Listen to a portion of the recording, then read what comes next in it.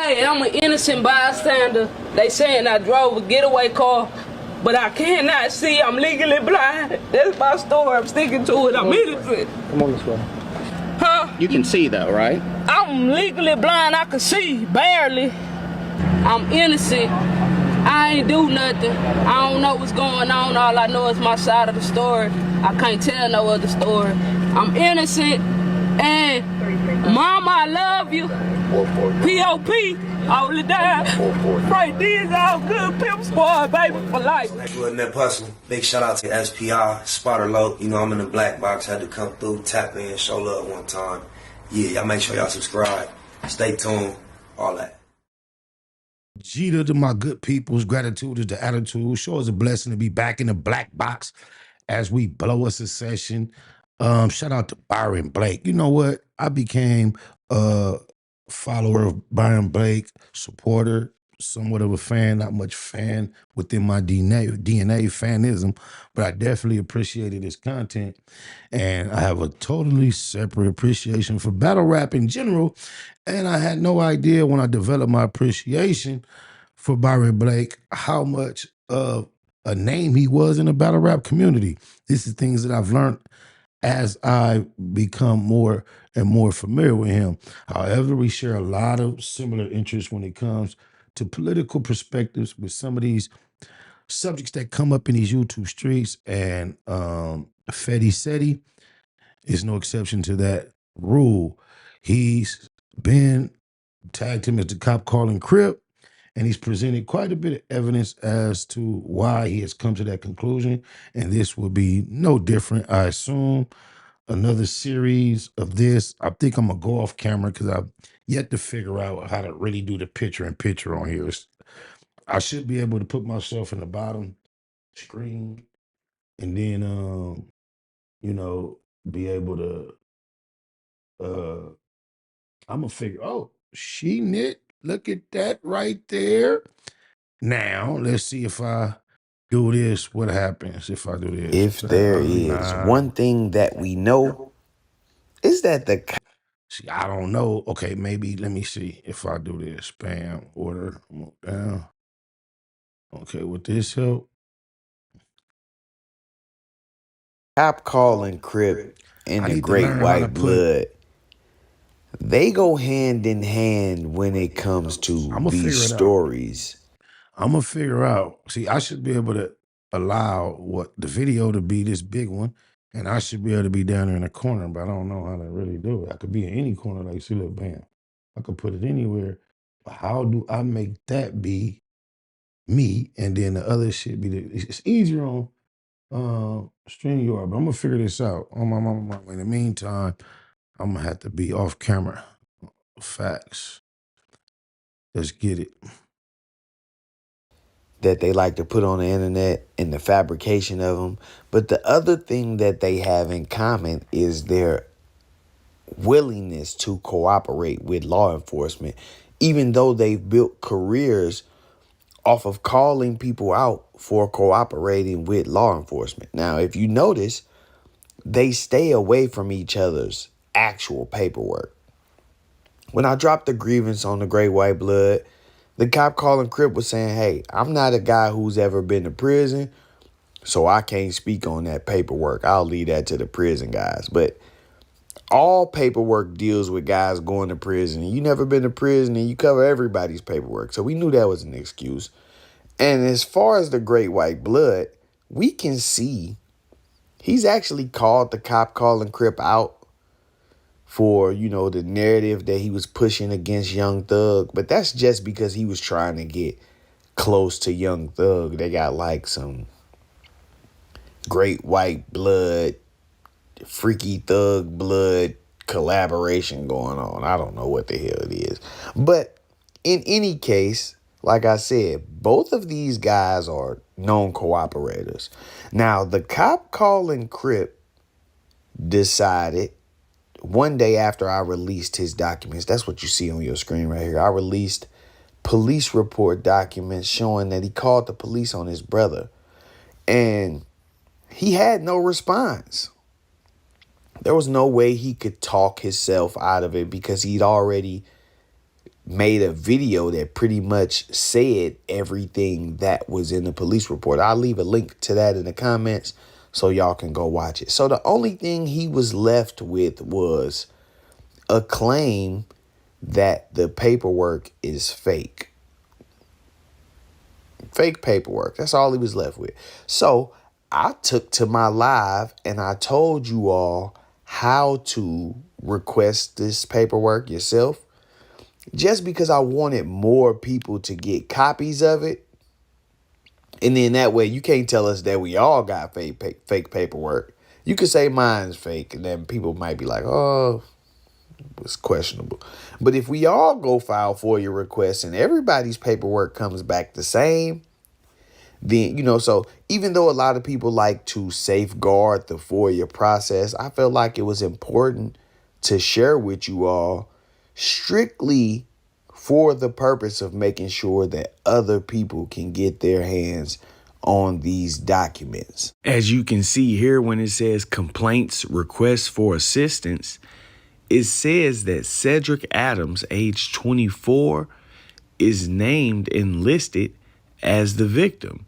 Now, we've been over this. We saw his father's paperwork as well, who was indicted on a gun charge. And his statement of reasons shows that he was given a reduction in his guidelines and sentencing based on the fact that he provided the government with substantial assistance. Yes, this is Ceddy's father, Big Cepeda, or Big Maniac from 29th Street in South. Does ratting run in, is it genetic? Do it run in the blood? Do the children inherit the father's bad decisions, or is it totally separate? Y'all let me know. Sacramento provided substantial assistance to the government in order for a sentence reduction. So cooperation is not far off from, Ceddy's upbringing.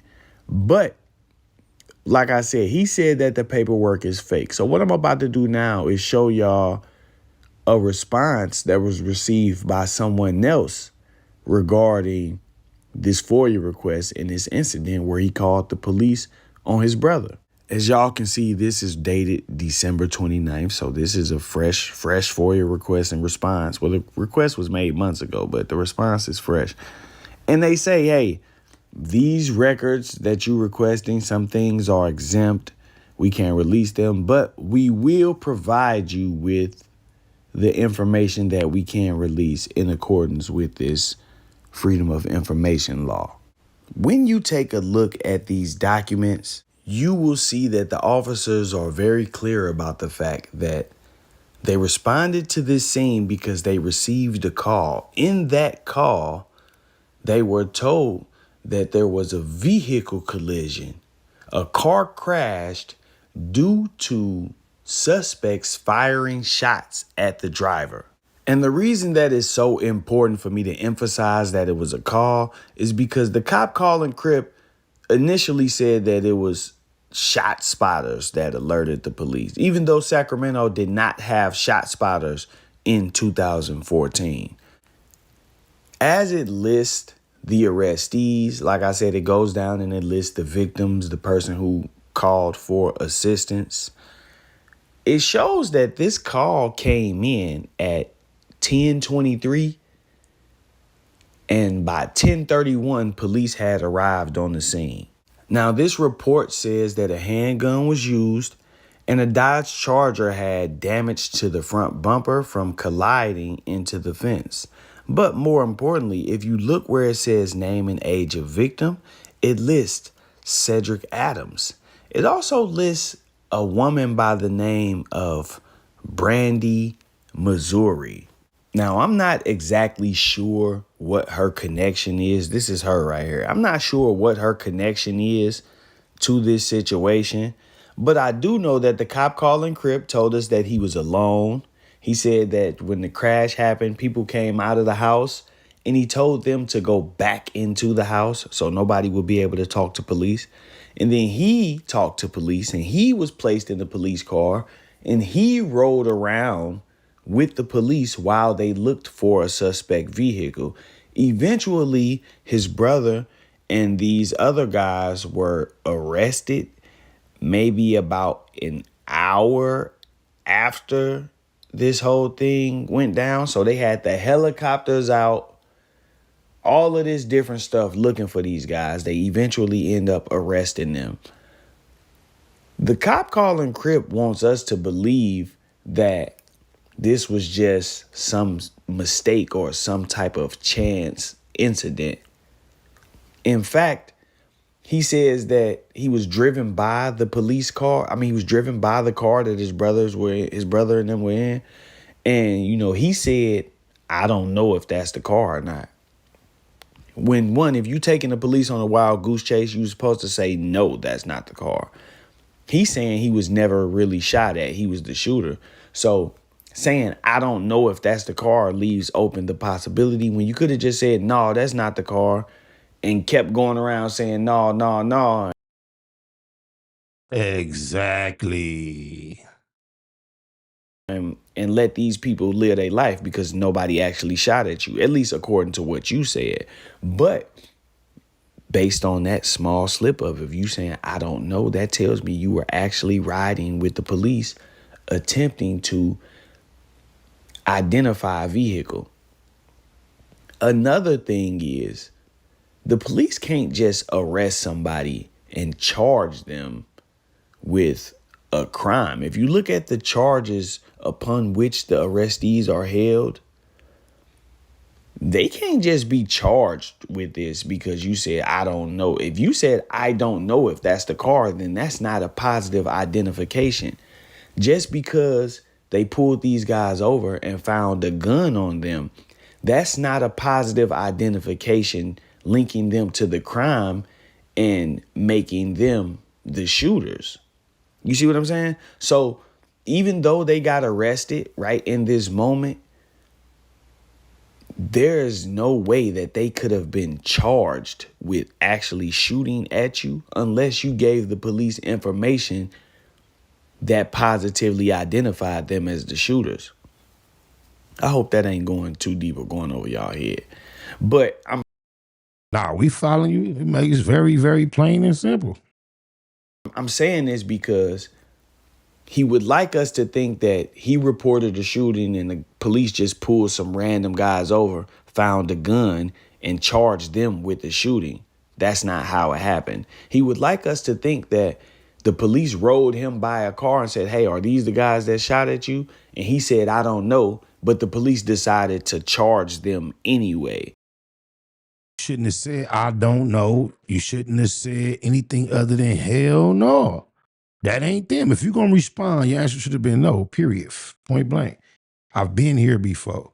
Rest in peace, Big Milk. Yeah, I freed 2 cats that was charged with suspected of murdering my homie in this gangbang street life. That's how it go. We turned the ops loose on my mama. That was the honorable thing to do. That's not how that happened, especially when one of the people being arrested and charged is your brother. I'm pretty sure if they rode you by the scene and asked, was that the car? You saw the guys who were getting arrested. They gonna ask you, hey, are these the guys? They gonna try to get a positive identification, not just the car. And if you look at the response to this FOIA request, it says that, the information requested is exempt, but we will give you what we can give you. 2 things that tells me. 1, there is an actual statement from Ceddy Nash that they don't want to release because they are protecting him. I've covered this already. 2, looking at this document and the way they typed it up, it tells me that every time they are hit with a request, even though they can't release the documents requested, they have to release some information.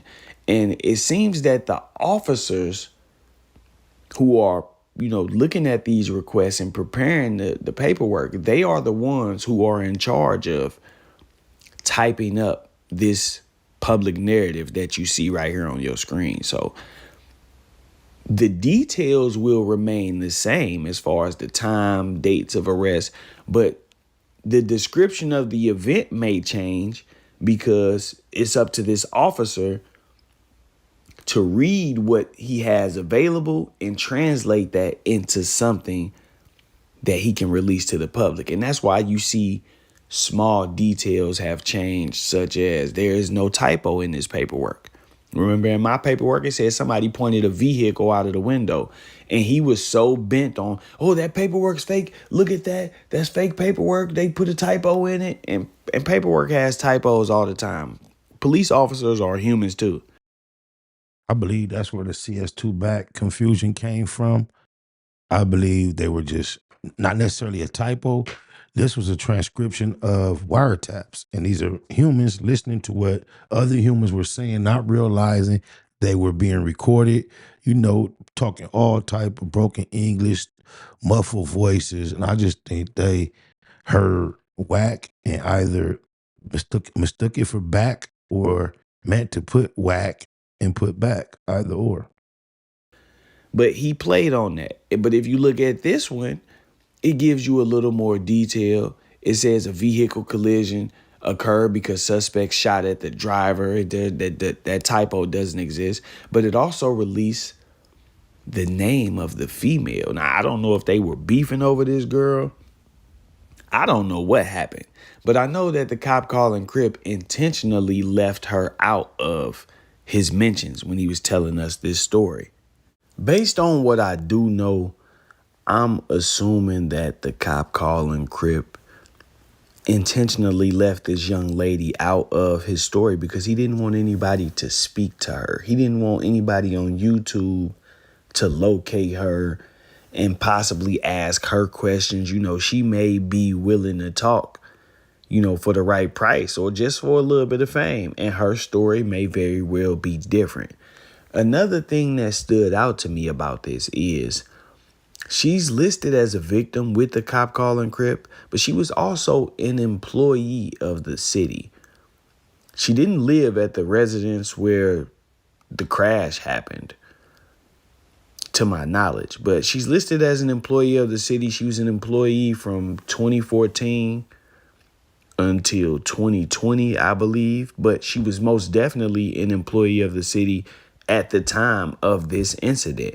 So that could be another factor preventing the police from wanting to actually give us the entire report and all of the complete details. But in any case, I wanted to bring y'all this video to show y'all that the cop calling Crip is a liar. That paperwork is not fake. I showed y'all how to go get a copy yourself. Now, here's another copy that somebody else has gotten that says the same thing. Cedric Adams called the police. His brother and 2 other people were arrested.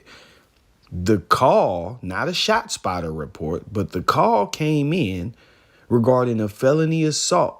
A vehicle collision occurred because suspects shot at the driver. Do with that what you will. Like I said, we heard his story already. We heard him actually talk about this.